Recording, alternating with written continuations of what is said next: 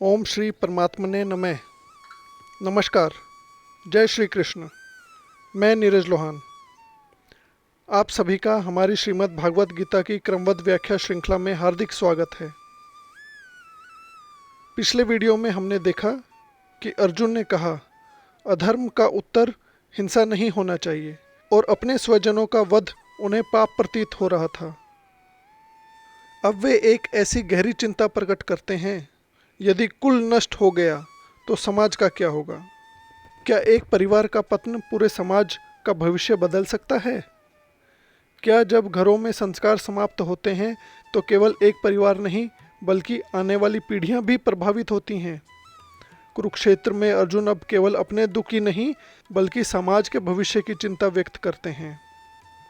आइए श्रीमद् भागवत गीता के अध्याय 1 और श्लोक 39 और 40 के माध्यम से इस बात को समझते हैं। सबसे पहले इन श्लोकों का सरल भावार्थ। अर्जुन कहते हैं, जब किसी कुल का विनाश होता है तब उसके श्रेष्ठ संस्कार, परंपराएं और धर्म भी नष्ट हो जाते हैं। धर्म के नष्ट होने पर अधर्म बढ़ता है और जब अधर्म बढ़ता है तब परिवार की नैतिक व्यवस्था कमज़ोर पड़ती है, जिससे समाज का संतुलन और आने वाली पीढ़ियों का भविष्य प्रभावित होता है। एक बात पर ध्यान दीजिए, यह महत्वपूर्ण है। इन श्लोकों में कुल स्त्रीय का उल्लेख उस समय की सामाजिक व्यवस्था के संदर्भ में है। इसका अर्थ महिलाओं को दोष देना नहीं।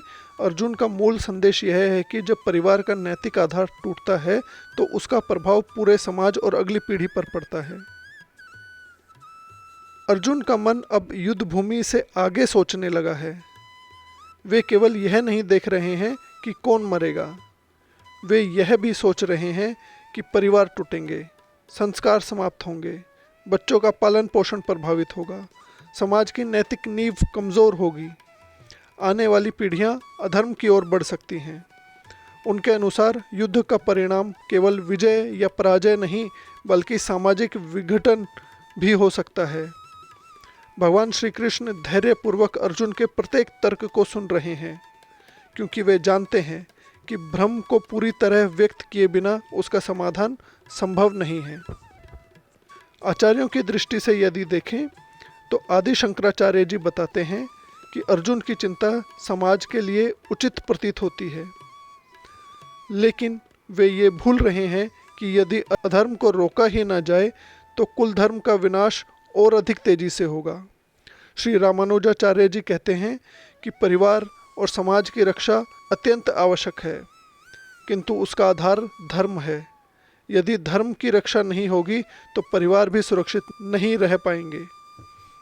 श्री माधवाचार्य जी के अनुसार जब धर्म कमज़ोर पड़ता है तो केवल व्यक्ति नहीं पूरी सामाजिक व्यवस्था प्रभावित होती है। इसलिए धर्म की रक्षा करना ही सबसे बड़ा सामाजिक उत्तरदायित्व है। तीनों आचार्यों का सार यह है, परिवार की रक्षा धर्म से ही होती है और धर्म की रक्षा सत्य एवं कर्तव्य से होती है। आधुनिक जीवन में भी यदि हम देखें तो जब परिवार में संवाद समाप्त हो जाता है तो संबंध टूटने लगते हैं। जब बच्चों को केवल सफलता दिखाई जाती है लेकिन संस्कार नहीं तो चरित्र कमज़ोर हो सकता है। जब समाज में ईमानदारी, करुणा और उत्तरदायित्व कम होते हैं तो अविश्वास बढ़ता है। जब माता पिता के पास समय नहीं होता तो अगली पीढ़ी मार्गदर्शन से वंचित रह सकती है। गीता हमें याद दिलाती है, सिर्फ आर्थिक समृद्धि पर्याप्त नहीं है, संस्कार और नैतिकता भी उतने ही आवश्यक हैं। आज का चिंतन। आज अपने आप से ये प्रश्न पूछिए, क्या मैं अपने परिवार के लिए केवल सुविधाएं बढ़ा रहा हूं या अच्छे संस्कार भी दे रहा हूं? याद रखिए, किसी भी समाज की सबसे मजबूत नींव उसके परिवारों के संस्कार होते हैं। इसी को हम आज के अभ्यास द्वारा भी समझ सकते हैं। आज अपने परिवार के साथ कम से कम 20 मिनट का समय बिताइए, वो भी मोबाइल को यूज़ किए बिना। एक दूसरे से खुले मन से बात कीजिए। ध्यान रखिए, यदि आपने आज तक संवाद नहीं किया है तो खुले मन से बात करना एकदम संभव नहीं होगा। इसके लिए आपको धीरे धीरे प्रयास करना होगा। यदि संभव हो तो तो परिवार के साथ भगवत गीता का एक श्लोक पढ़िए और उसका अर्थ साझा कीजिए। आप हमारा वीडियो भी देख सकते हैं। आज का संकल्प, मैं अपने परिवार में प्रेम, संवाद, सत्य और संस्कार को बढ़ाने का प्रयास करूंगा। गीता का सूत्र यह है, जहां परिवार में धर्म जीवित रहता है वहीं समाज का भविष्य सुरक्षित रहता है।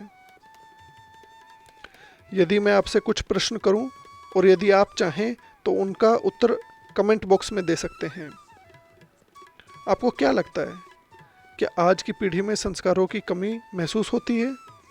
यदि ऐसा है तो क्यों? क्या केवल आर्थिक सफलता से एक परिवार सफल बन जाता है? आप अपने घर में कौन कौन सी अच्छी परंपराएं शुरू करना चाहेंगे? कृपया अपने विचार कमेंट बॉक्स में हमारे साथ साझा कीजिए।